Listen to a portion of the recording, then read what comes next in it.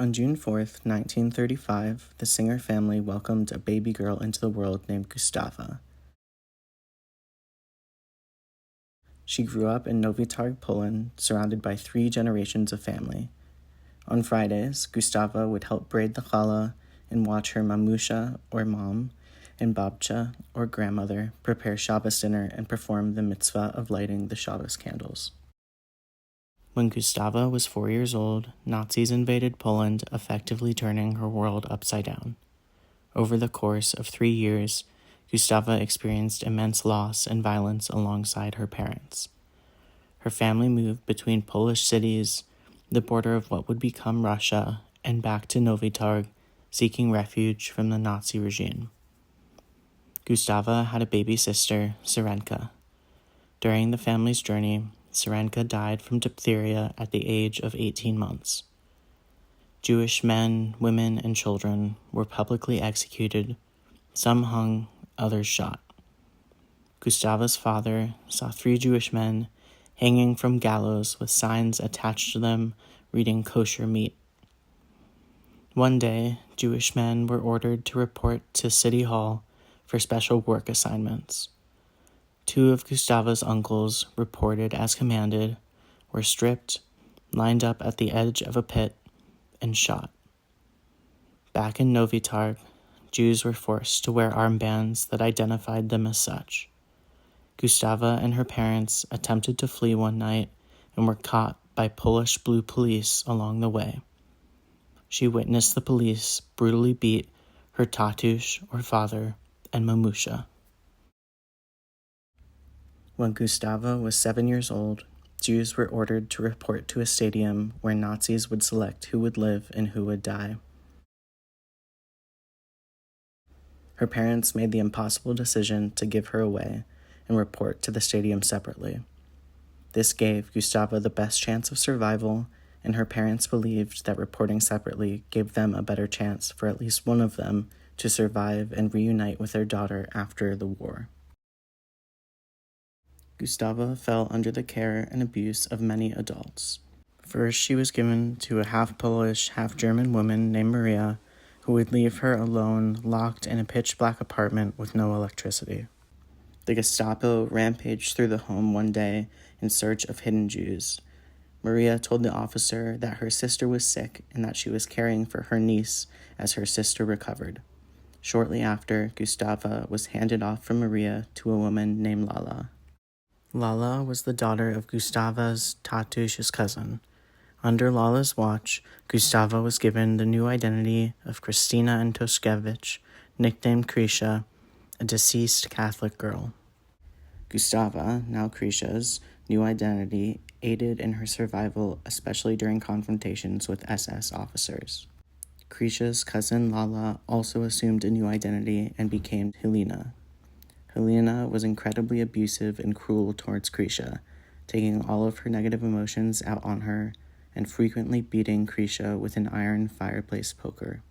One day, Helena brought Krisha to a church and instructed her to wait there while she met her boyfriend at a cafe across the street. Helena was caught in a roundup, but due to Helena's cruelty, Krisha assumed that she had been abandoned. A woman with a long cape-like coat named Helena saw her standing alone and clearly distraught. She swooped Krisha up in her cape to protect her and safely sneak her into a nearby apartment building. Paulina introduced Krisha to a tenant named Pani Golob, whose brother-in-law, Jan Golob, was an administrator on a farm owned by the Catholic Church. The women arranged for Krisha to be sent to the farm because she would be safer there. Jan's wife, Eugenia, and their daughter, Barbara, formed close bonds with Krisha. Krisha became part of the Golob family, was well loved, and taken care of on the farm. There, she would spend time with animals, learn how to milk a cow, and face less danger compared to the towns she had been in. Near the end of the war, Helena's father, the cousin of Krisha's tatush, located Krisha on the farm. He looked like a rat with his eyes and whiskers. The rat told Eugenia that he was making sure Krisha was okay and that he would take her. Krisha's reaction told Eugenia that she should remain on the farm and Eugenia told the rat that she would keep Krisha, but that he was welcome to visit at any time. After the war ended, the rat returned to the farm and declared he would be taking Krisha. The rat had very little use for Krisha, other than getting her baptized so that she would receive a certificate stating her Catholic identity, and the rat, by proxy, could prove his Catholic identity as well. After getting what he needed from her, the rat dropped off Krisha at the Jewish Committee Center. The center functioned as a place for Jewish people to come and write their names on a board, along with where they were headed, in hopes that a family member might come looking for them. It was also where 70 orphaned Jewish children were housed. A Holocaust survivor named Lena lost her only daughter and routinely visited the children at the center. She made it her life's mission to care for these children, as she could no longer care for her daughter. Lena opened a house in Zakopane, Poland, which functioned as an orphanage and/or group home and was much safer than the Jewish center. The Jewish center was heavily protested by Polish people who wanted the land to be free of Jews and threatened the lives of the orphans. On May 8, 1945, Gustavus Tatusz was liberated by Russian forces from the slave labor camp of Theresienstadt. He was skeleton-like, weighing around 100 pounds, and had one goal: to find his beloved Dzija, his nickname for Gustava meaning baby. For 3 months, from May through August, Gustavus Tatusz visited the Jewish center 3 times a day, every day, to find his daughter. He told anyone who would listen about his daughter. Lena would routinely make trips back to the center to get provisions to bring back to the orphanage. One day, in August of 1945, she overheard a man describing his daughter. She would be 10 now. She has green eyes, blonde hair, and a birthmark on her leg. She sounded just like one of her children, Krisha, and Lena informed the man that she thought she had his daughter.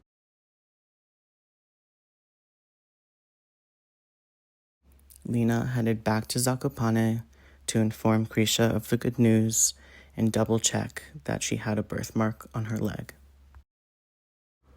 Krisha had accepted her identity as a sirota, or orphan, so this was all a lot to take in.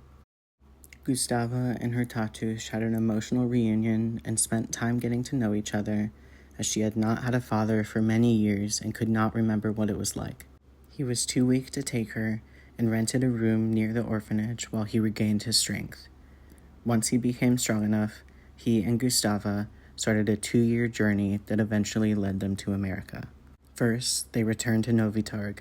Everything they once had was gone, and anti-Semitism was rampant, with Jews being killed by Polish individuals.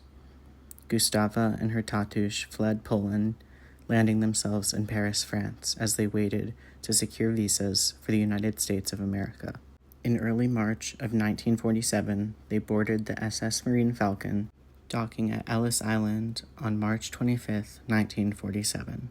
From Ellis Island, they went through New York to New Jersey, where Gustava would officially become Janet Singer.